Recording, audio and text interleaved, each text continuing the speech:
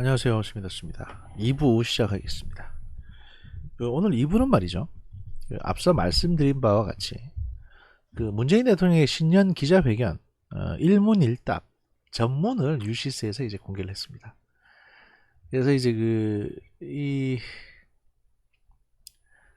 이제 여기 이제 전문을 총 3개 섹션으로 나눠가지고 방역 사회 분야, 그리고 이제 정치 경제 분야, 그리고 여기 이제 외교 안보 분야, 이렇게 3개 섹션으로 나눠서 UCC에서 정리를 했기 때문에 이 내용을 중심으로 여러분들에게 오늘 기자회견 관련 내용을 뭐 풀어서 설명해 드리는, 그리고 이런 부분은 조금 아쉬웠다, 대통령이 왜 이딴 식으로 얘기했을까, 또는 이런 부분은 이제 여러분이 오해하고 있는데 이건 여기 이런 부분의 어떤 진실은 이런 거다. 그러니까 이건 이제 문재인 정부가 이렇게 말할 수 있는 부분이고, 여기에 대해서 이제 너무 오해하지 너무 미워하지 마시라. 하여튼 하여튼 그런 부분이 있으면 그렇게 또 말씀드리고, 그런 방식으로 한번 꾸며 보겠습니다. 정경심 판결문의 이제 해례본처럼 이것도 문재인 대통령의 기자회견에 해례본 같은 역할을 하게 될 것 같습니다. 일단 내용 설명을 드리겠습니다. 방역 사회 분야 앞에 이제 간단한 소평가가 있는데 요건 그냥 건너뛰고 여기 이제 일문일답으로 바로 넘어가도록 하겠습니다. 저희들한테는 이제 일문일답이 중요하니까요. 잠깐 봐주네. 여기 보기 훨씬 낫네요. 방역 사회 관련 기자회견 일문일답 내용, 질문이 있고 답변이 있습니다. 요 줄친 부분이 질문이고 이 땡땡으로 시작하는 부분이 답변입니다. 이걸 제가 쭉 읽어 드리고, 읽으면서 이 설명 드릴 부분은 설명을 드리고 이렇게 하겠습니다. 방역사회 관련 기자회견 일문일답. 기자가 질문을 합니다. 백년지 대계라는 교육이 정권이 바뀔 때마다 정책 방향과 틀이 바뀌면서 혼란을 가중시키고 있습니다.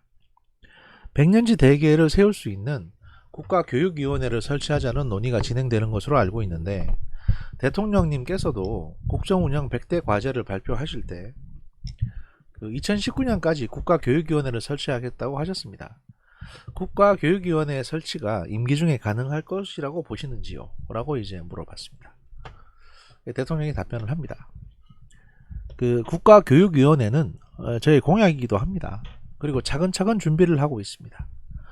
그동안 국가교육회의를 설치해서 기본 방향을 정하면서 국가교육위원회 출범을 준비해 왔습니다. 아마도 금년 중 출범을 좀 더 본격적으로 구체적인 방안까지 제시하고 실현까지 나아가지 않을까 생각합니다. 물론 이제 국회 입법과 함께 가야 하기 때문에 국회와도 긴밀하게 소통하면서 협의하겠습니다. 과거 교육부를 아예 없애거나 교육부의 기능을 최소화하면서 국가교육위원회가 교육정책과 행정의 전반을 담당하는 논의가 있었지만, 그렇게 일거에 변화하는 것은 어려운 일이라고 생각합니다. 우선 국가교육위원회가 국가교육정책의 기본 방향, 기본적인 정책을 논의해서 결정하는 역할을 하고, 교육부가 그것을 실현해 나가는 체제로 점진적으로 접근하려고 합니다. 당부드리고 싶은 것은 이제 우리 교육의 선진화가 그런 차원에서 국가교육위원회 논의가 돼 왔지만 못지않게 중요한 현안인 것이 이제 코로나 상황 속에서 주로 비대면 수업이 진행되다 보니 교육의 격차가 더 크게 다가오게 되고, 특히 취약계층들의 교육 격차가 심각해지고 있습니다. 가급적 코로나 상황을 조기에 끝내서 대면 수업으로 돌아가는 것이 중요하겠지만, 비대면 수업이 계속되는 상황에서도 서로 일방의 관계가 아니고 실시간 양방향의 교육이 이루어지도록 발전시켜 나가겠습니다. 또한 이제 비대면 수업으로부터 수업에 접근하지 못하는 격차를 해소시키는 데도 총력을 다하겠습니다. 학부모님 평가도 작년 1학기보다 2학기에 나아졌다는 평가를 받았습니다. 코로나 시대 교육 격차를 줄여 나가는데도 최선을 다하겠다는 말씀을 다시 한번 드립니다. 이렇게 말씀하셨습니다. 또 추가로 말할 건 없죠. 이 내용은 그냥 아마 예상됐던 내용이고 모범 답변이 나온 것 같습니다. 다음 질문으로 넘어가죠. 그 추미애 법무부 장관이 윤석열 검찰총장에 대해 징계를 선고한 이후에 국민적 관심은 높아졌는데 대통령님과 언제 어떤 방식으로 무슨 논의가 오갔는지는 알려지지 않았습니다.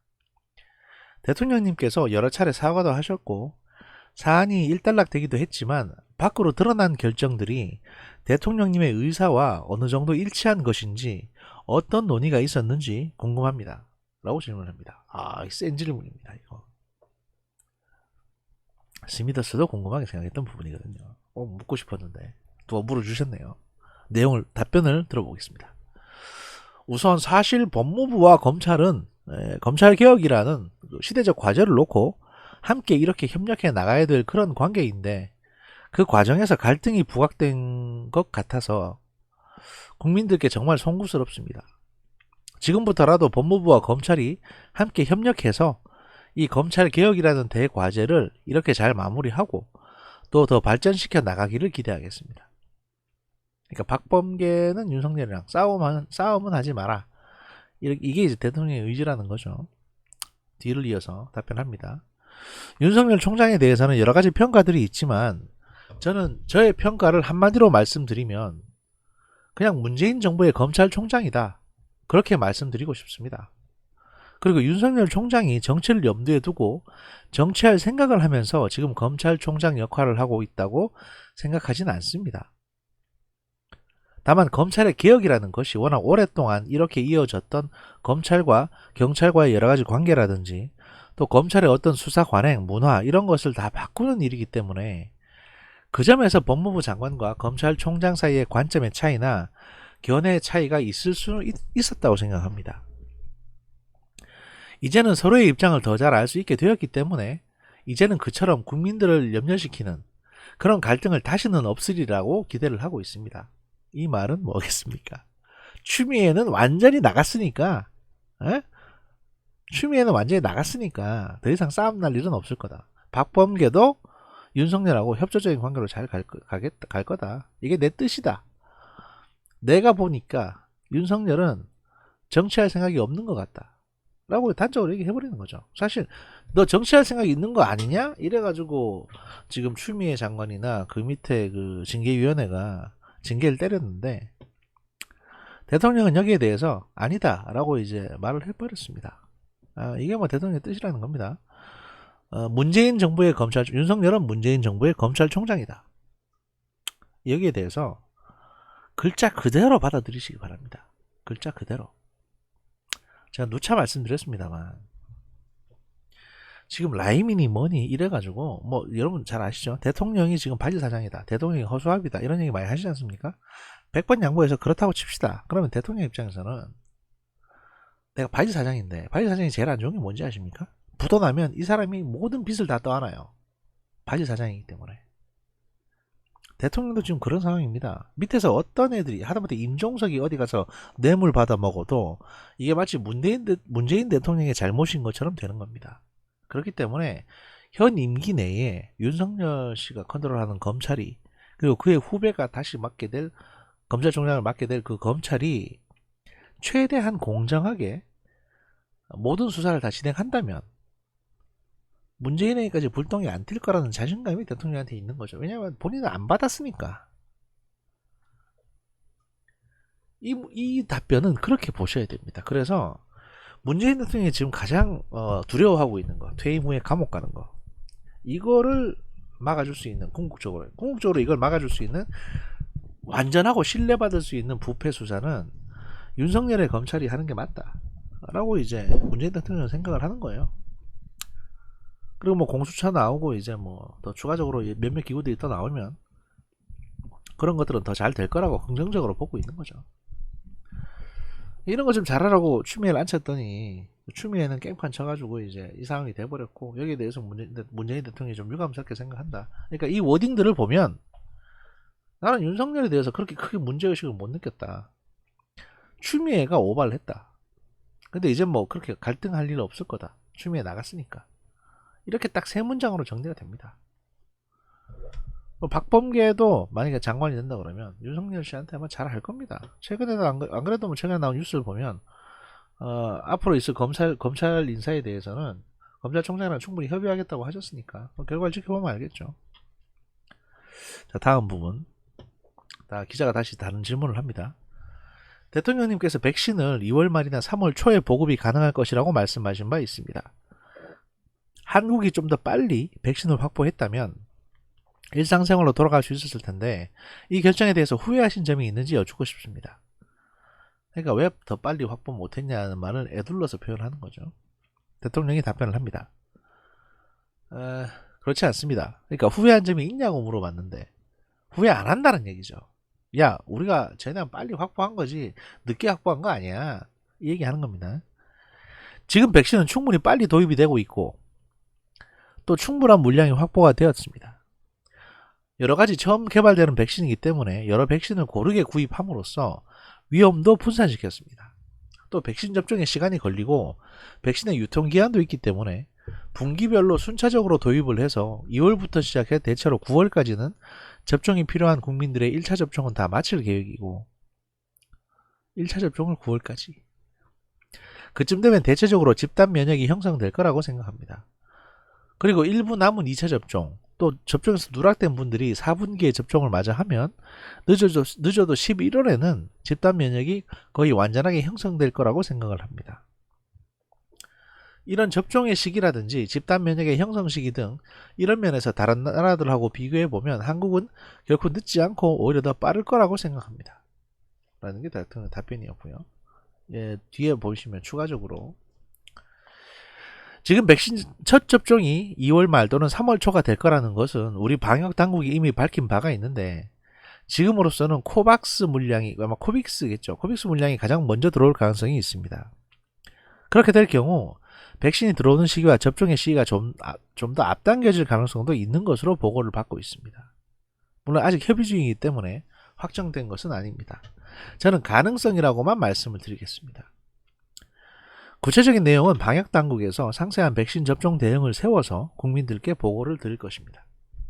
일단 방역당국으로 떠넘겼고 그 다음 국민들께 한 가지 당부 말씀을 드리자면 정말 지금 어려운 시기를 이렇게 견디고 계십니다. 그러나 오늘 확진자 수가 300명대로 내려왔듯이 지금 3차 유행이 꺾이고 있는 것은 분명합니다. 이번 한 주 동안 거의 400명대 또는 그 이하를 유지할 수 있다면 방역의 단계도 좀 더 완화도 할 수 있을 것이라고 기대하고 있습니다. 긴장을 놓치지 마시고 조금만 더 이 시기를 견뎌주시고 이겨내 주시면 바로 다음 달부터는 우리가 백신 접종을 시작할 수 있고 그에 앞서 치료제도 할 수 있기 때문에 우리가 세계 어느 나라보다도 앞장서서 방역에서 성공을 거두고 위기를 극복하는 그래서 일상과 경제를 빠르게 회복시킬 수 있는 나라가 될 수 있을 것이라 생각합니다. 국민들께 조금만 더 힘을 내주십사 하는 당부 말씀을 드리겠다라고 의례적인 표현을 얘기하셨고요. 그래서 그 다음으로 기자가 다시 질문을 합니다. 여기 보시면 최근에 16개월 된 여자아이가 양부모 학대에 못 이겨 세상을 떠나 공분을 사고 있습니다.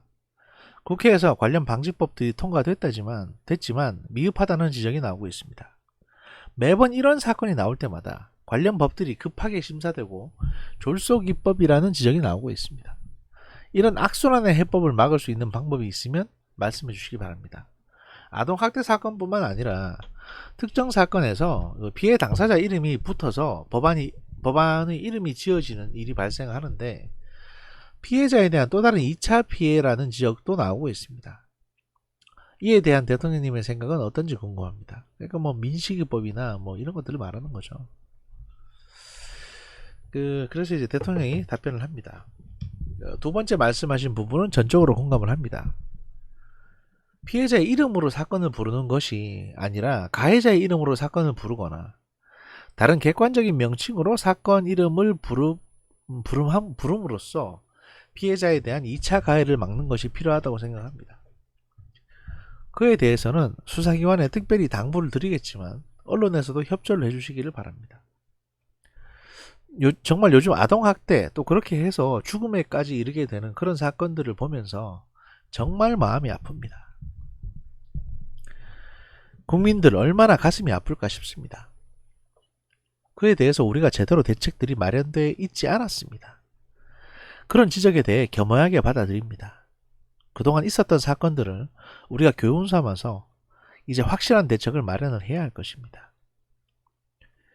우선은 그 학대 아동의 어떤 위기 징후를 보다 빠르게 감지하는 그런 시스템이 필요하고, 그 다음에 또 학대 아동의 의심 상황이 발견이 되면 곧바로 학대 아동을 부모 또는 양부모로부터 분리시키는 그런 조치가 필요하다고 봅니다. 그러자면 학대 아동들을 보호할 수 있는 임시보호시설이나 쉼터 같은 그것도 대폭 확충될 필요가 있고, 그리고 또 그 문제를 전담할 수 있는 전문성이 있는 아동학대 전담 공무원을 작년부터 이제 설치하기 시작했는데, 그 숫자를 대폭 늘려야 할 필요가 있고, 그 공무원을 중심으로 경찰과 학교 또는 의료계 또는 시민사회, 아동보호기관, 이런 종합적인 논의 시스템을 마련해야 할 것이라고 그렇게 생각을 하고 있습니다. 네,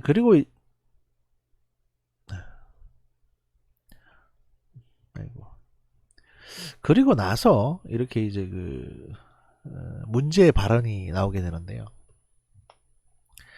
입양의 경우에도 그 사전에 입양하는 부모들이 충분히 입양을 감당할 수 있는지 하는 뭐 그 상황들을 보다 잘 조사하고, 초기에는 여러 차례 입양 가정을 방문함으로써 아이가 잘 적응하고 있는지, 또 입양 부모의 어떤 그 경우에도 마음이 변할 수 있기 때문에 일정 기간 안에는 입양을 다시 취소한다든지, 또는 여전히 입양하고자 하는 마음은 강하지만 아이하고 맞지 않는다고 할 경우에 입양 아동을 바꾼다든지, 뭐 여러 가지 방식으로 입양 자체는 위축시키지 않고 활성화해 나가면서 입양 아동을 보호할 수 있는 그런 대책도 필요하다고 생각합니다.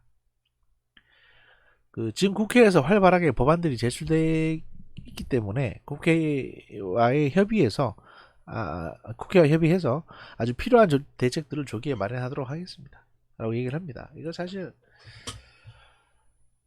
그냥 원론적인 얘기만 했어도 되는데,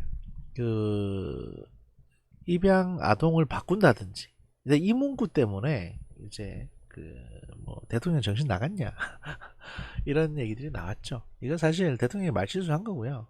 이거는 뭐 어떤 변명으로도 이 변명이 되지 않습니다.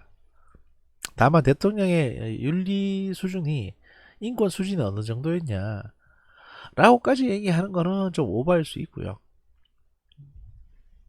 그냥 이건 말실수다, 일단 이렇게 봅니다. 하지만 절대 해선 안 되는 말실수를 하신 거죠.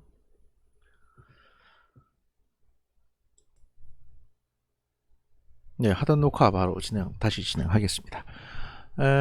제가 어제 잠을 못 자가지고 좀 이제 말을 좀 씹다가 잠깐 잤습니다. 자고 좀 새로 녹음을 다시 시작을 했습니다.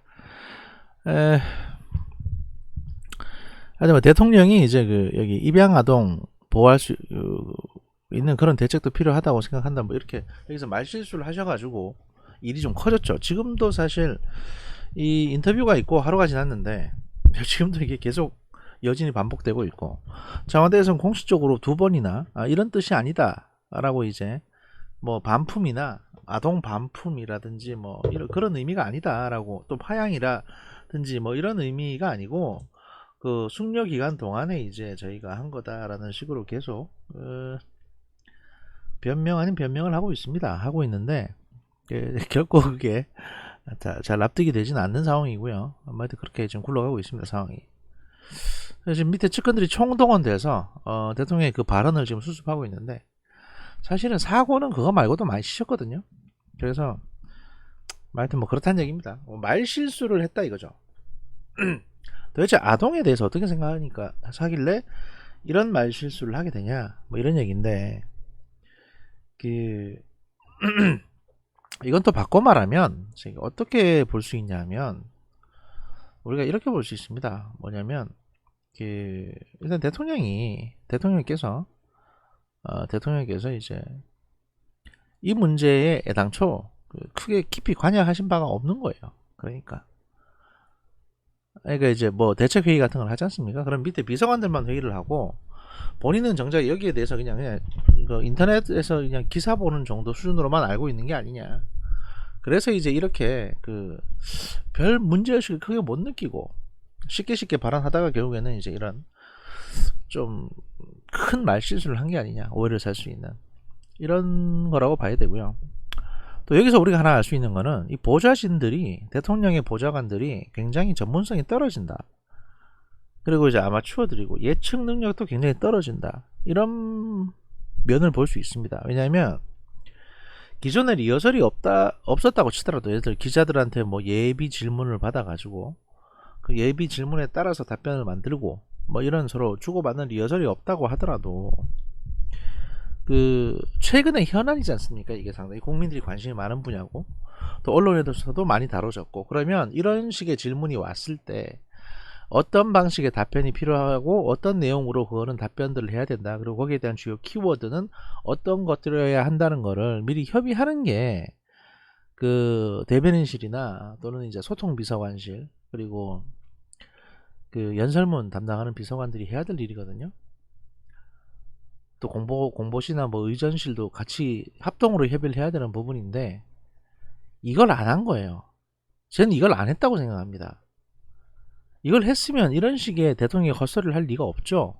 뭔가 좀 더 구체적인, 사실 이런 질문은 예상이 되어 있습니다. 그러면 이전 정부하고 다르게 이런 하나만한 얘기는 할 수 있어요. 예를 들어서 여기 뭐 입양 아동을 바꾼다든지, 소위 말해서 반품, 이런 이슈로 얘기를 안 하더라도 그냥 이런 원론적인 얘기는 할 수 있습니다. 뭐 활성화 나겠다 어쩌겠다. 근데 이걸로 끝나면 당연히, 아니 청와대가 관심이나 있는 거야 도대체 이 문제에 대해서, 왜 대책이 없냐, 이런 얘기 나올 거 아닙니까? 그러면 현 정부에서는 예산 문제나 인력 문제 때문에 힘들더라도 차기 정부에라도 제안하는 형태로 그 이전 정부하고는 다른 획기적인 아동, 예를 들어서 입양 관리 시스템을 만들겠다, 그리고 뭐 관리할 수 있는 어떤 뭐 전문 경찰관, 전담 공무원, 이런 얘기 말고 국가적인 차원에서 이 입양 아동들의 문제를, 예를 들어서 우리가 지금 인구 절벽 현상이고 자꾸 출산율은 줄어드는 상황인데, 그나마 출산이 돼서 탄생한 신생아들조차도 입양 관계에서 이런 문제가 생겨서 어떻게 보면 이제 교육이 좀 부실해지고 걔들이 그 윤리 인권의 사각지대에 놓이게 된다면 그건 국가적으로 큰 손실이니까, 이런 것들을 보호할 수 있도록 뭐 입양 관리, 입양만을 전담으로 해서 관리할 수 있는 전담 기관을 새로 만들어서 거기에서 전수조사를 하고 또 관련 부분을 갖다가 할 수 있는, 그 여성가족부에서 할 게 아니라 여성가족부 산하에 외청으로라도 그 소위 말해서 아동청이라든지 또 아동처, 아동부라든지 아동인권부라든지 이런 것들을 하나 만들어서 집중적으로 이 문제에 대해서 다루도록 하고, 그 아동인권부에는 특별사법경찰권도 줘가지고 이런 문제에 있어서는 정권을 가지고 전문가들이 참여해서 이 문제를 해결할 수 있도록 하겠다, 이런 발언이라도 키워드라도 하나 주면 언론사들은 그걸 씁니다. 아, 문재인 정부에서 앞으로 아동인권부를 만든다더라, 이렇게. 그럼 되는 거예요 사실. 그게 가장 중요한, 뭔가를 던져주는 거지 않습니까? 근데 여기 없어요. 여기는, 여기 내용을 읽어보면 뭐가 있냐, 입양아동 학대 사건과 관련해서 여러 문제점이 드러났지만 그 중에 아동학대 의심 신고를 접수하고도 경찰의 부실 대응 문제가 있었습니다. 검경 수사권 조정으로 경찰의 권한이 강화됐지만 경찰은 책임 수사를 하고 있는 역량을 갖춘 것이 의문이 제기되는데 견해를 듣고 싶다는 게, 이게 지금 기자가 질문을 했거든요. 이거 사실 검경 수사권 얘기 나오고 경찰의 권한, 경찰의 책임 수사, 이거 경찰 때리는 얘기인데, 경찰이 이런 전화 한두 건 받습니까? 가정폭력에도 경찰이 제대로 대응을 못합니다. 일단은 인력도 부족하고 예산도 딸리고, 예산이 딸리니까 사람을 많이 못 쓰는 거예요. 우리나라 경찰 숫자가 그렇게 많지가 않습니다. 그 다음에 이런 신고는 많이 들어오거든요. 그러니까 앞에서 제가 말씀드린 아동학대 관련한 아동인권청, 인권부를 만들겠다, 이렇게 아동인권조사부라든지 이런 것들을 집중해서 만들어서 집중적으로 키우겠다고 하면 이런 질문 자체가 나올 리가 없잖아요. 경찰 용맥이나 이런 질문이. 그리고 이거 사실 하나만한 질문입니다. 결국에는 핵심은 경찰 숫자를 더 늘리는 것밖에 없어요. 결국 이런 질문이 나오게 만들어 버린 겁니다. 이 청와대 측근들이 대통령이 모든 걸 다 할 수 없습니다. 65살 넘어간 노인네가 뭐 그렇게 머리가 팽팽 돌아간다고 이런 걸 미리미리 대응을 해가지고 저 아동인권부라든지 이런 거 만들자라고 얘기를 하겠습니까? 여기는 이제 화를 불렀다라는 얘기고요. 하여튼 이런 앞선 질문에 대해서 대통령이 뭐라고 답변을 했느냐. 아동학대 사건에 대한 조사는 검경수사권 조정과는 관계가 없는 문제다. 뭐 그렇죠 그야. 검경수사권 조정 이전부터도 그런 사건들은 1차적으로 다 경찰이 담당을 하고 지역사회에 가장 밀착되어 있기 때문에 경찰이 당연히 1차적인 조사를 할 수밖에 없는 상황이다. 그 점에 대한 경찰의 인식이 그동안 부족한 점이 있었다고 생각한다. 우리가 어떤 사건에 대해서 또 사건을 바라보는 국민들의 정서나 눈높이보다 눈높이나 또는 민감도나 이런 것이 갈수록 달라지고 있다. 아동학대의 경우에는 굉장히 그 민감도가 높아지고 있기 때문에 경찰이 그만큼 그 사건을 중요하게 인식하는 것이 중요하다고 생각한다. 그렇기 때문에 전문 경찰관을 배치함으로써 그 전문 경찰관이 아까 아동학대 전담 공무원과 또 지역사회 아동보호기관 등과 함께 이렇게 연계를 하면서 학대 아동을 보다 조기에 발견하고 또 학대 아동이 신고될 경우에 적절한 조치를 취할 수 있도록 그렇게 준비를 더 강화시켜 나가겠다라고 말씀을 하시는데, 이래봤자 사실은 지역의 경찰서에 있지 않습니까?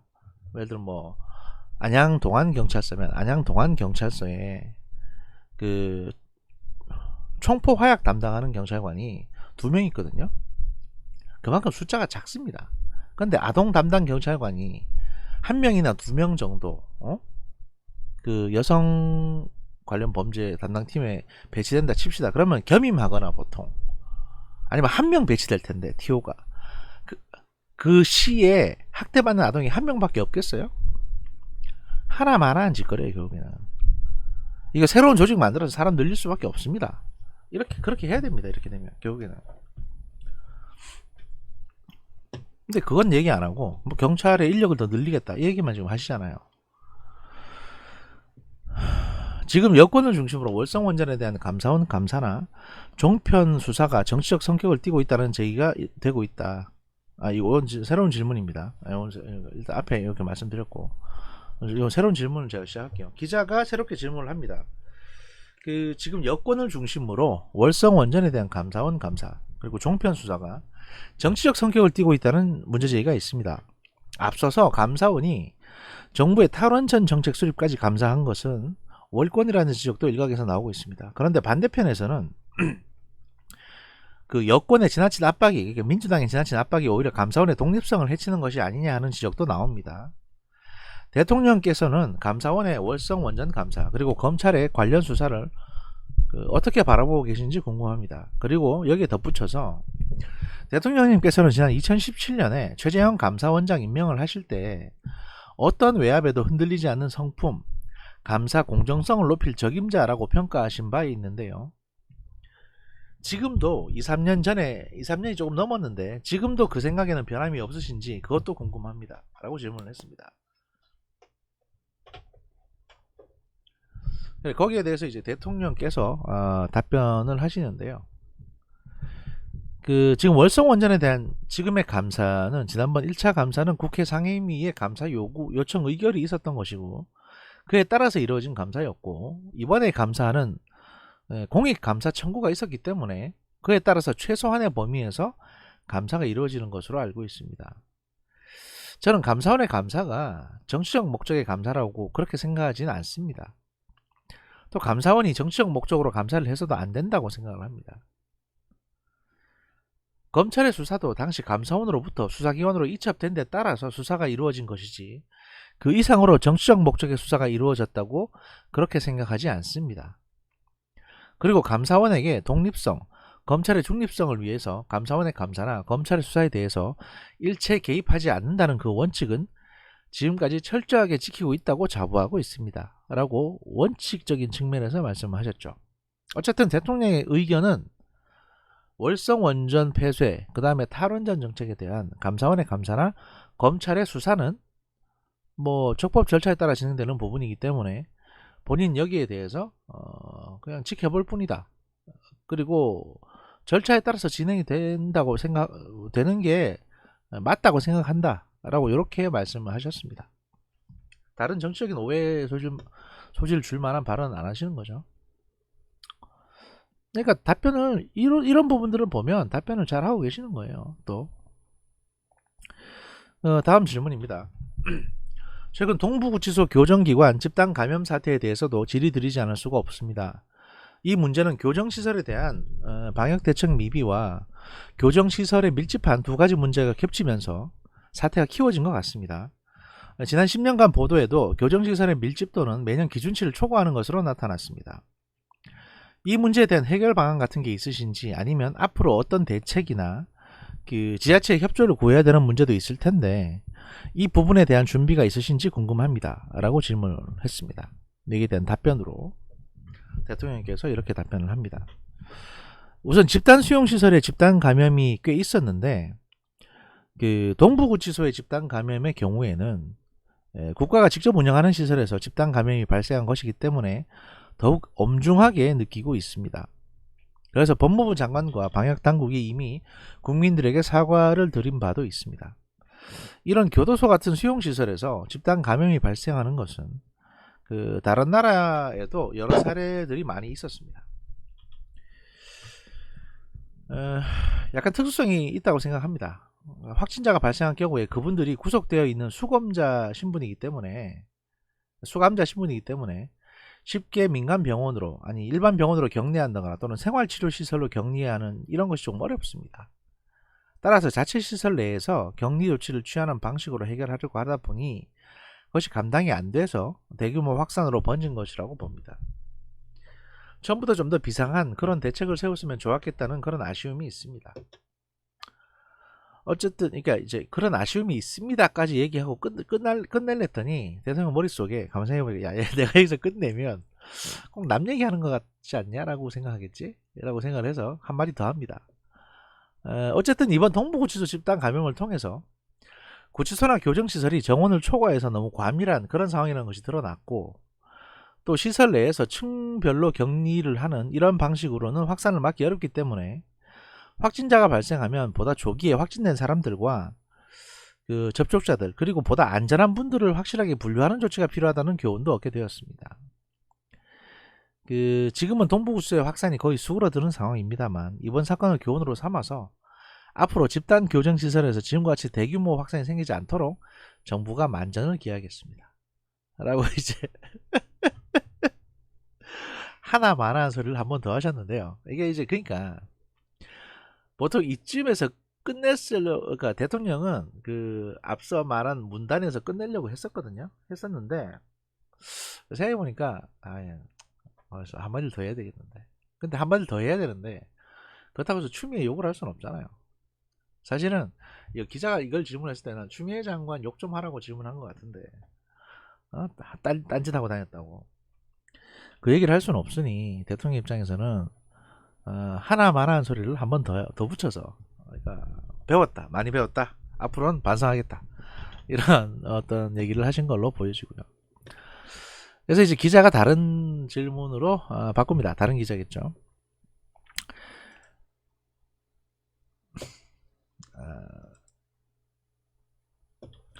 예, 여러분 순간 보셨을 텐데 제 실수로 창을 닫아버려가지고 새로 열었습니다.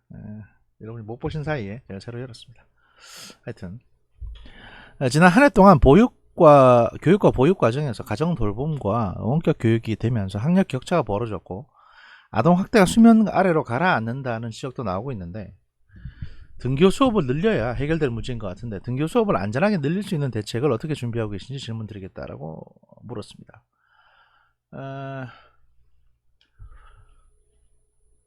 여기에 대해서 과연 어떤 답변을 준비하셨는지 대통령의 답변을 들어보시면 뭐 제가 읽어 드릴 텐데 들어보시면 아시겠지만 아무 준비도 안 하고 그냥 이것도 내가 말로 때워야지 라는 생각으로 이제 나오신 것 같아요. 들어보시면 이해하실 텐데 대통령이 답변을 합니다.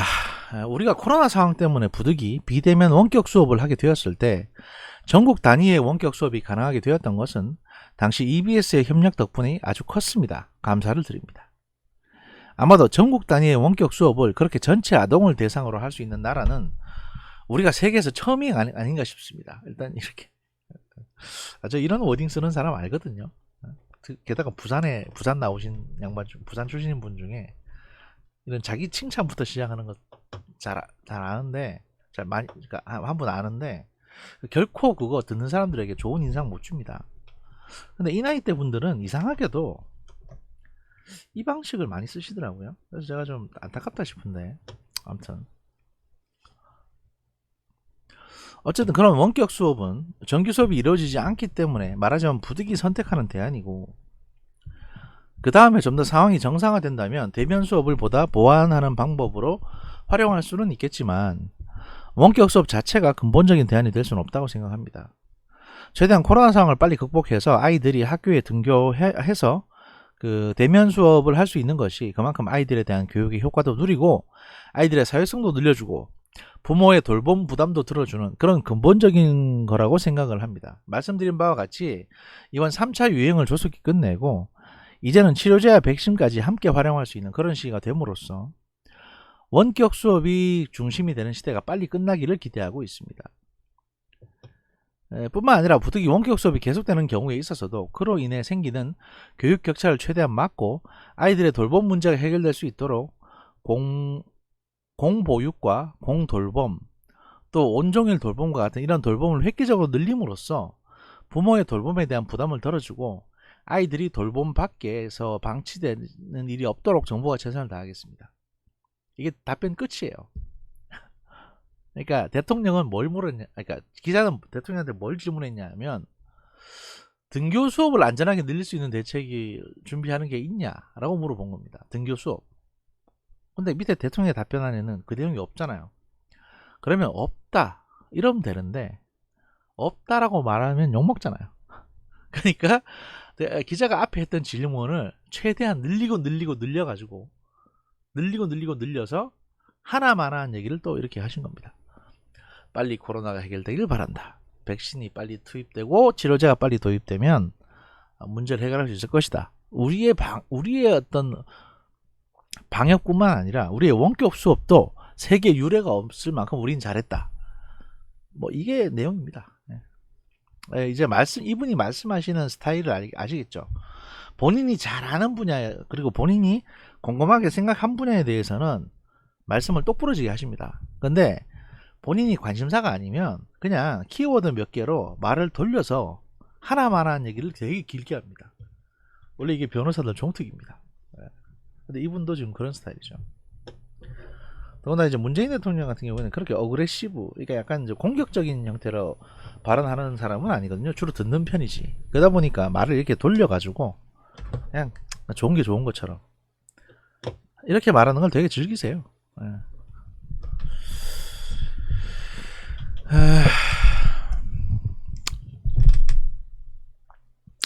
그래서 기자가 물어봅니다. 백신 얘기 하셨으니까. 백신 부작용 문제를 그냥 빼고 넘어갈 수가 없습니다.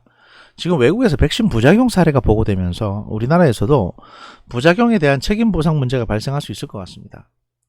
외국 제약사들이 부작용 책임을 면제해달라고 하는 요구사항에 대해서 보상 제도가 제대로 갖춰져 있느냐는 우려도 많고 보상 대상도 선정되기도 쉽지 않고 보상 액수도 적고 시간도 오래 걸린다는 얘기인데 이러면 접종해야 되냐 말아야 되냐 국민 불안이 가중될 것 같습니다. 이런 불안 어떻게 해소하실 건지 관련해서 이 부작용에 대한 안전장치를 어떻게 마련하고 계신지 말씀을 부탁드립니다. 그러니까 기자가 질문한 내용은 뭐냐면 부작용이 발생했을 때 여기에 대한 안전장치를 대한민국 정부는 어떻게 준비하고 있냐를 물어본 겁니다. 거기에 대한 대통령의 답변은 무엇이었는가? 답변 시작합니다. 우선은 그 문제 때문에 방역당국이 백신을 도입하는 계약을 체결함에 있어서 대단히 신중했다는 말씀을 드립니다. 처음으로 개발되는 백신이었고 보통은 10년 이상, 즉 빨라도 5년 이상 걸리는 그런 백신을 1년 이내의 기간에 굉장히 패스트 트랙으로 개발하는 것이어서 정부로서는 2차 임상시험 결과 또 3상 임상시험 결과 이런 것들을 지켜보면서 신중하게 도입 대상을 판단하지 않을 수 없었고 또 아까 말씀드린 것 같이 여러가지 위험을 분산하는 그런 식의 조치도 취했습니다. 한 가지 말씀드리면 외국에서 백신 임시 승인이 났다 해서 한국에서 곧바로 사용할 수 있는 건 아닙니다. 한국의 식약처에서 우리 한국의 기준에 따라서 안전성을 다시 심사하고 한국 식약처가 허가한 백신에 대해서 국민들에게 접종하게 되는 것입니다. 그래서 한국에서 접종이 시행되는 백신의 안전성에 대해서는 국민들께서 안심하셔도 된다는 말씀을 드립니다. 근데 여기서 제가 잠깐 끼어들 부분이 있는데요. 이게 무슨 소리냐면 외국에서 백신의 임시 승인이 났다 해서 이 얘기가 뭐냐면 FDA에서 승인한 모더나 백신을 그 화이자의 모더나 백신인가 하여튼 그거를 주한미군한테 접종을 하는데 한국군 주한미군 안에 있는 이제 한국군 카투사들이나 또 한국군 근무자들에게는 한국 쪽 근무자들에게는 그 접종하지 마라 라고 이제 처음에 정부에서 얘기했어요. 왜냐하면 FDA에서 승인한 건 알겠는데 우리가 대한민국 식약처에서 승인을 안 했는데 대한민국 국민한테 접종할 수는 없다 뭐 이런 논리였죠. 그 한국 식약처가 솔직히 까놓고 얘기해 봅시다. 대한민국 식약처가 FDA보다 일 더 잘합니까? 아니 일 더 잘하냐 아니냐를 떠나서 대한민국 식약처가 FDA에 있는 사람들보다 전문성이 더 뛰어난다고 생각하십니까? 그건 말이죠. 이거는 우리가 감정적으로 판단할 수 있는 문제는 아니에요. 그래서 FDA 승인이 한국 식약처의 승인보다 얼마나 더 신뢰받고 인정받는지를 제가 말씀을 드릴게요. 똑같은 제약회사에서 만든 약이 한국 식약처에서 승인을 하면 그 제약회사의 주가는 한 2배 정도 올라갑니다.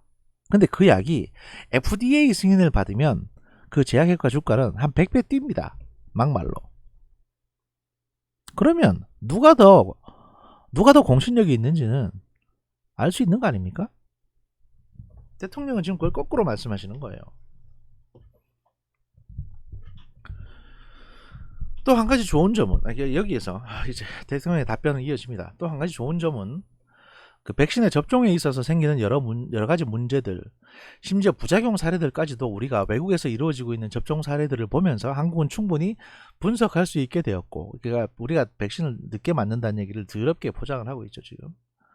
또 그 점을 대비하면서 접종할 수 있게 됐습니다. 이게 좋은 점인가요? 그러니까 멕시코도 맞는 백신을 우리 지금 못 맞고 있는데 이게 좋은 점이라고 지금 말씀하시는 거란 말입니까? 제가 사실 이 방송을 대통령 욕하려고 처음에 이 방송을 하게 된 건 아닙니다. 어떤 부분에 대해서는 대통령이 이렇게 올바르게 말씀하셨다. 그러니까 여러분 오해하지 마시라 라고도 얘기 드릴 거고, 어떤 부분에 대해서는 대통령이 이런 헛소리를 했기 때문에 여러분들은 요 포인트로 공격을 하셔야 된다. 이것도 말씀드릴 거예요.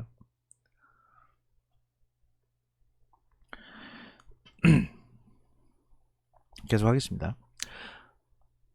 그 점에 대해서도 국민들께서 우리 한국의 백신 접종에 대해서 보다 신뢰해도 좋다는 말씀을 드리고 싶다. 그러나 모든 백신은 그 부작용이 일부 있습니다. 아주 가벼운 통증으로 그치는 경우부터 시작해서 보다 심각한 부작용이 있을 수 있습니다. 그런 경우에 한국 정부가 전적으로 부작용에 대해서 책임을 지게 됩니다. 그 부작용에 대해서 정부로부터 보호받지 않고 개인이 말하자면 피해를 그냥 일방적으로 입게 되는 일이 있지 않을까, 이런 염려는 전혀 하지 않아도 됩니다. 요약하자면 백신 접종은 무료입니다.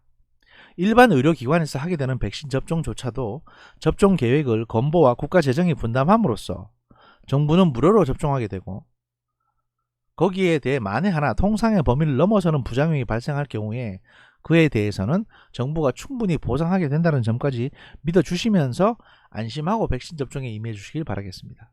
뭐 죽으면 한 20만원 준다는 얘기겠죠. 그러니까 그렇게 생각합니다. 무료라고 하시지만 사실 건보 그리고 국가재정 이게 무료입니까? 국민 세금이지? 그래서 제가 내는 돈인데 무료라니요 선생님. 하여튼 뭐 그렇고요. 기자가 다음 질문을 합니다. 이낙연 당대표께서는 양극화 해소를 위해서 이익공유제라는 방안을 제안하셨고 찬반이 있는 걸로 알고 있습니다. 대통령께서는 이익공유제에 대해서 어떻게 생각하시는지, 코로나로 인한 양극화를 어떻게 대처하실 건지 말씀해 주시기 바랍니다 라고 기자가 질문을 했어요. 우선 코로나 양극화를, 대통령이 답합니다. 우선 코로나 양극화를 위해서 정부가 1차적으로 하고 있는 대책이 지금 3차례에 걸친 재난지원금이라고 할 수 있습니다. 1년 동안 한 1년 정도 기간이 됐죠. 1년 동안에 개인에게 얼마를 줬냐? 25만원에 전화요금 2만원. 그나마 40대는 전화요금 못 받았죠. 그러니까 1년에 25만원 주셨습니다. 엄밀하게 말하면 한 명한테 1년에 25만원 주셨어요. 뭐 지역에서 준 것까지 합하면 한 명한테 1년에 한 30만원 주셨습니다. 1년에 30만원. 연봉 30만원. 그게 양극화를 위해서 정부가 뭐 노력을 하신 걸까요? 그 1년 동안 제가 각종 과속, 그 다음에 주차 위반, 이게 이상하게 속도 제한이 다 떨어져 있더라고요. 40km, 40km 제한, 50km 제한, 또 70km였는데 분명히 60km로 떨어져 있고. 그래서 1년 동안에 제가 딱지 끄는 것만 한 30만원이 넘습니다. 지금 한 40만원 되는 것 같아요. 그게 과연 양극화를 위해서 정부가 하신 일이라고 할 수 있습니까? 재난지원금 한 30만원 주고 딱지로 한 40만원 걷어가셨는데 지금 장난치십니까 지금? 내가 뭐 빼라리 같은 걸 모르네 이런 얘기도 안 해 솔직히. 그것도 제가 장거리 뛰는 사람도 아니고.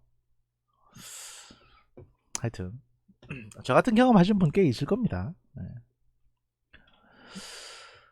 하여튼 뭐 이렇게 재난지원금이라고 할 수 있습니다. 그 밖에도 고용을 유지하기 위한 지원, 그 다음에 고용을 촉진하기 위한 지원, 그리고 소상공인들의 다른 여러가지 부담을 완화시켜주기 위한 지원, 이런 지원들을 위해서 작년에 4차례에 걸쳐서 추가 경정 예산을 편성한 바 있습니다. 그렇게 앞으로도 정부가 최선을 다하겠지만 재정의 역할만으로 말하자면 K 양극화를 다 막기에는 역부족이라고 할 수 있습니다. 저는 뭐 K 진짜 아무 때나 K를 붙입니다. 그래서 저도 케이스 미더스라고 앞으로. 아닙니다. 그냥 합시다. 그런데 그렇게 코로나 때문에 피해를 입은 소상공인 자영업자, 고용 취약계층들이 있는 반면에 코로나 승자도 있습니다. 코로나 승자라고요?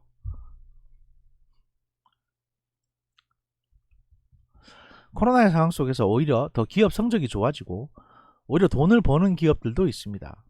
그런 기업들이 출연해서 기금을 만들어서 코로나 때문에 고통받는 소상공인 자영업자 또는 취약계층들을 도울 수 있다면 그것은 대단히 좋은 일이라고 생각합니다. 과연 이게 정의입니까? 예를 들어서 이 비대면 상황 속에서, 이 비대면이 판을 치는 상황 속에서 기업이 돈을 벌었다면, 그러면 비대면이 아닌 상황에서는 이 기업들이 버는 수익은 그만큼 줄어 있었다는 얘기입니다. 그렇지 않습니까? 예를 들어서 이 비대면 상으로 다 재택근무하고 못 나가서 다 택배로 이제 뭐 온라인 배송 같은 거 반찬도 사 먹고 이랬다고 칩시다. 그러면 그 사람들이 다 출퇴근하고 그럴 때는 온라인 배송보다는 직접 마트에 가서 구매하는 게 더 늘잖아요, 보통. 그러면 다시 대면 상황이 오게 되면, 일반적인 사회로 돌아가게 되면 그런 비대면에 활성화됐던 업체들의 수익은 줄어들 수밖에 없습니다. 그러니까 계속 돈을 그냥 고만고만하게 벌다가 요즘 조금 수익이 나아졌는데 이것마저 걷어가서 그냥 똔똔으로 해라. 제가 솔직히 방송하면서 현 정부에 대해서 뭐 이런 식으로 이데올로기적으로 매도하고 싶진 않았습니다. 근데 이거는 공산주의가 이렇게 하는 거 아닙니까? 이쪽에서 번 거 이쪽으로 가져가서 이제 덮어가지고 똔똔 시키는 거. 이거 공산주의잖아요, 이거. 사회주의. 빈곤의 평등. 그렇다고 해서 제가 뭐 누구를 빨갱이다 뭐 이런 식으로 말하고 싶지는 않아요. 실제로 또 그런 것 같지도 않고. 왜냐하면 제가 아는 한 사회주의자들이나 빨갱이들은 되게 똑똑하거든요. 저렇게 멍청한 사람들이 잘 없습니다. 그래서 제가 문재인 정부에 속해 있는 많은 분들, 뭐 조욱이라든지 뭐 은수미나 뭐 이런 양반들에 대해서 대놓고 빨갱이라고 하지 않습니다. 왜냐하면 그분들은 그렇게 똑똑한 분들이 아니에요. 사회주의자나 공산주의자들은 여러분 개인적으로 만나보시면 아시겠지만, 저도 뭐 아는 분 몇 분 계십니다. 뭐 여행 작가님도 그렇고, 그분 약간 사회주의자십니다. 근데 되게 똑똑하세요. 대화를 해보면. 근데 현 정부에 계신 분들은 언뜻 봐도 그렇게 똑똑해 보이지 않습니다. 그분들은 빨갱이가 아니에요. 그냥 멍청이에요. 그냥. 그러니까 이 방송을 혹시라도 들을지 모르는 보수분들께도 제가 극우 보수분들께도 말씀드리는데, 문재인 정부의 인사들에 대해서 절대로 빨갱이라든지 너희들은 공산주의자다 뭐 이렇게 말씀하지 마십시오. 공산주의자들은 되게 똑똑한 사람들이 공산주의자가 되는 겁니다.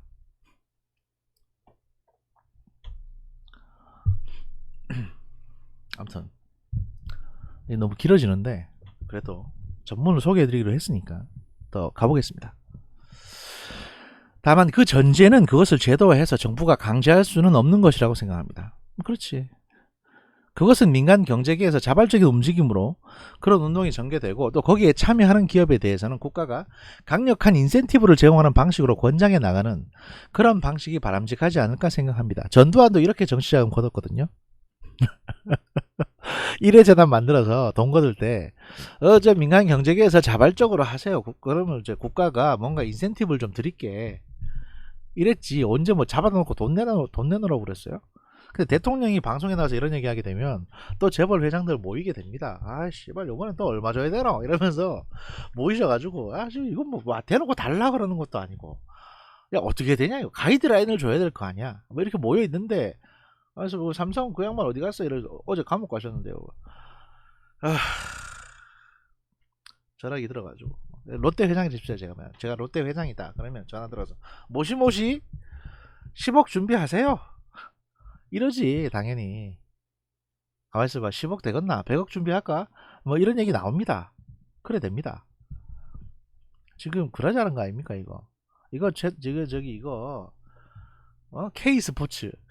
그렇게 K 좋아하시니까. K 스포츠 재단 돈 걷는 거하고 뭐가 다릅니까, 이게 지금?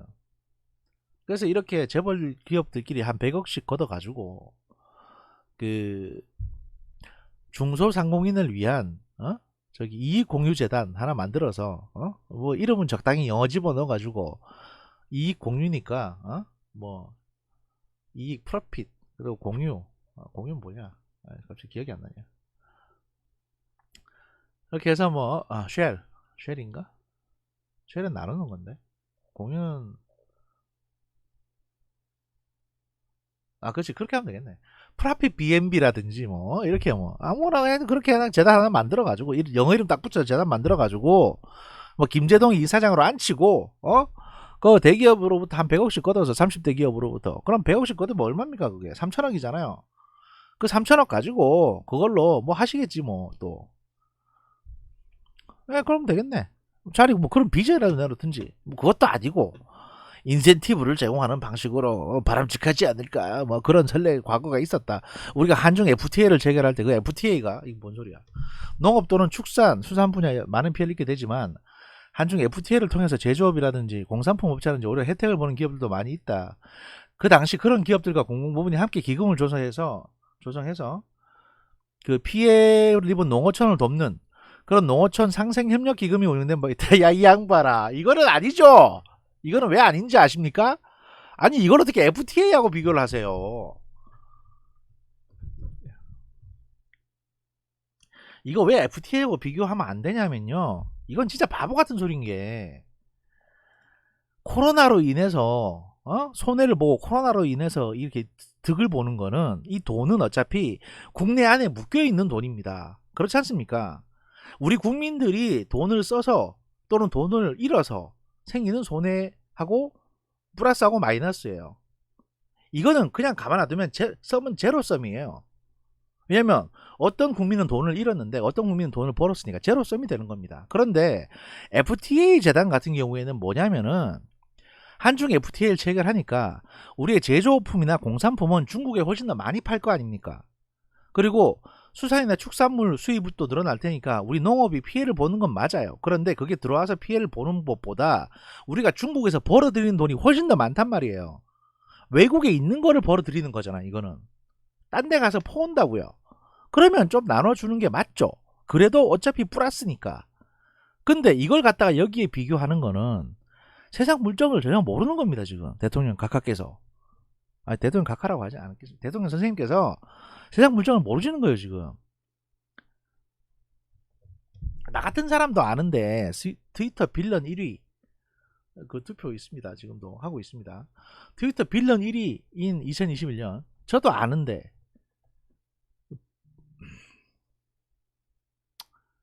아무튼 예. 뭐 그렇다는 거고요. 아, 이게 계속하니까 열받네 이거. 아침도 아직 안 먹었는데. 물론 기업의 자발성에 근거한 것입니다. 그런 사례대로 이익공유제라는 이름을 어떻게 붙든 코로나 시대에 오히려 돈을 더 버는 그런 기업들이 피해를 입는 그런 대상들을 돕는. 자, 근데 이 표현 진짜 값싸지 않습니까? 코로나 시대에 오히려 돈을 버는 그런 자발적인 운동이 일어나고 그 운동에 의해서 정부가 강력한 인센티브를 제공하고 하는 것은 매우 바람직한 일이라고 생각합니다 라고 얘기를 했습니다. 그러면 역으로 그러면 사실 이런 논리시라면요, 예? 2019년 여름에 여러분들이 제2의 임진왜란 벌인다고 쌩 난리를 쳤지 않습니까? 그래서 국산품 애용하자 그래서 국산품 애용한답시고 돈을 더 번 기업들이 분명히 있을 겁니다. 그럼 그 기업들이 번 돈을 도라마 코리아 같은데 그 손해본 기업들한테 좀 줘보셨어요? 또 삼성이나 이런 어떤 약간 피해본 기업들한테 줘보셨냐고. 안 줬잖아 니들이.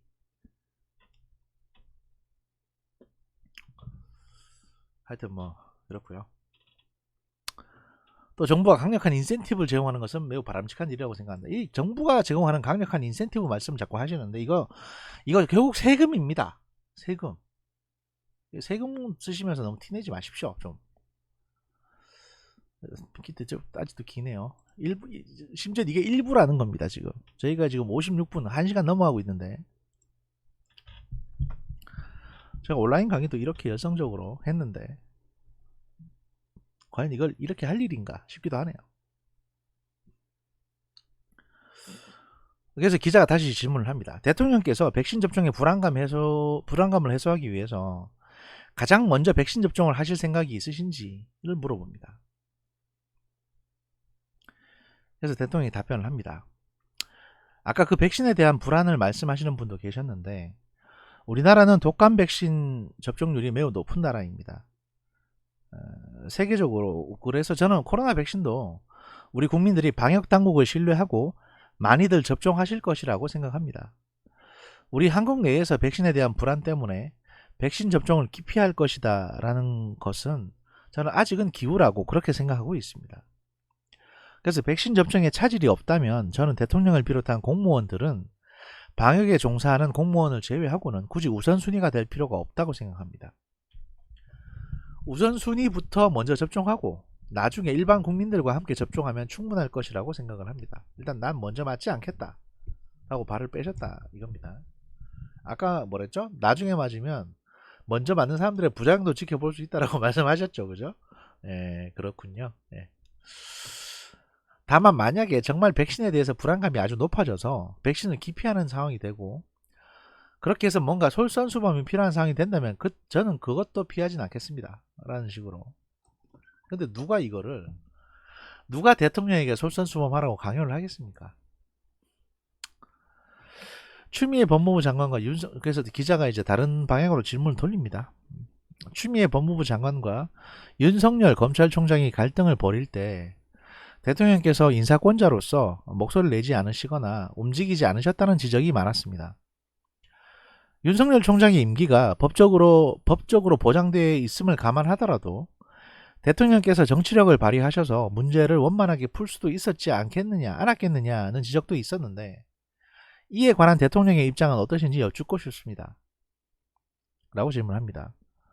거기에서 답변을 좀 하시는데 좀 깁니다. 이게 과거 같았으면 검찰총장보다 검찰 선배인 법무부 장관 또 검찰 선배인 민정수석을 통해서 말하자면 아무런 갈등이 없는 것처럼 뭐 필요하면 임기도 상관없이 물러나게도 할 수 있고 그럴 수 있을지 모르겠습니다.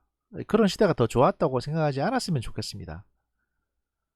이게 뭔 얘기냐면 과거에는 검찰총장을 하고 나서 보통 검사 출신을 법무부 장관에 앉히고 또 검사 출신을 이 민정수석으로 가고 이랬거든요. 그러니까 검찰총장 위에 법무부 장관이나 민정수석이 다 선배들이에요. 검사.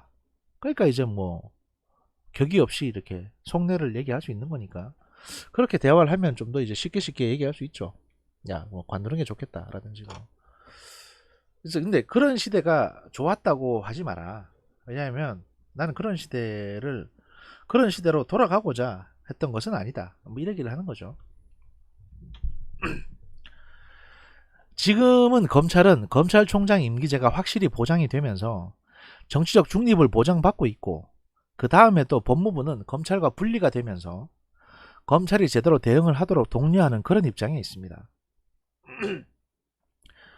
그리고 그런 상황에서 때로는 갈등이 생긴다고 해도 그것이 민주주의 국가에서 특별한 일이라고 생각하지는 않습니다. 오히려 우리나라 민주주의가 보다 건강하게 그렇게 발전하고 있는 것이라고 생각을 합니다.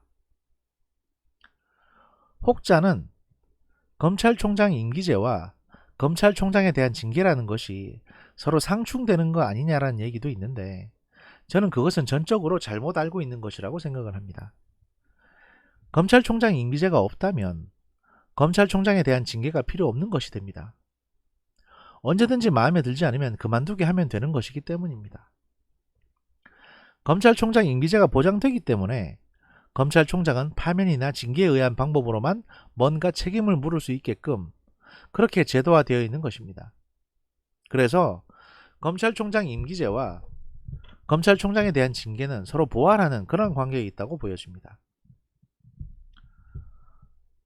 근데 이것도 사실 말은 안 돼요. 왜냐하면 그건 뭐 이게 검찰총장에 대한 징계뿐만이 아니라 검사에 대한 징계이기도 한데, 검사는 뭐 임기가 정해져 있습니까? 검사도 언제든지 날아갈 수 있는데. 그리고 징계제도는 모든 공무원들에게 다 적용되는 겁니다. 특별히 뭐 이게 따로 떨어져 있는 건 아니에요. 근데 이렇게 이제 약간 궤변이 섞인 말씀을 하고 계시죠. 아무튼 뭐 자기는 원칙론자라는 거니까. 검찰과 법무부 장관의 검찰총장에 대한 징계에 대해서 사법부가 집행정지 결정을 내리고 징계의 적절성 여부에 대해서는 판단하겠다는 것도 지금 상권분립이 제대로 이루어지고 있고 대한민국의 민주주의의 어떤 원리가 아주 건강하게 작동되고 있다는 것을 보여주는 것이라고 생각합니다. 그것은 조용한 것이 그냥 좋았다라는 관점에서 보면 지금의 갈등 양상이 시끄러워 보이고 불편해 보일지 모르겠습니다. 그러나 그런 관점으로 볼 문제가 아니라고 생각하고, 그렇다고 해서 그때 법무부 장관과 검찰총장이 마치 개인적인 감정 싸움처럼 비쳤던 이런 부분들까지도 좋았다는 것이냐, 저는 그렇게 생각하지는 않습니다. 그런 부분에 대해서는 분명히 반성할 점도 있다고 생각을 합니다. 이게 추미애 디스하는 거죠. 그러나 법무부 장관과 검찰총장 또는 검찰 사이에 감찰 권력을 견제하기 위한 문민 통제를 하기 위한 이런 갈등이 때때로 생길 수 있습니다. 이런 부분들은 민주주의의 일반적인 과정으로 그렇게 이해할 필요가 있다는 말씀을 드립니다. 라고 일단 첫편 기나긴 방역 사회 분야에 대한 어떤 해설을 답변을 쭉 하셨습니다. 앞으로 2부, 3부 이어지도록 제가 제작을 하도록 하겠습니다. 잠시 뒤에 뵙겠습니다.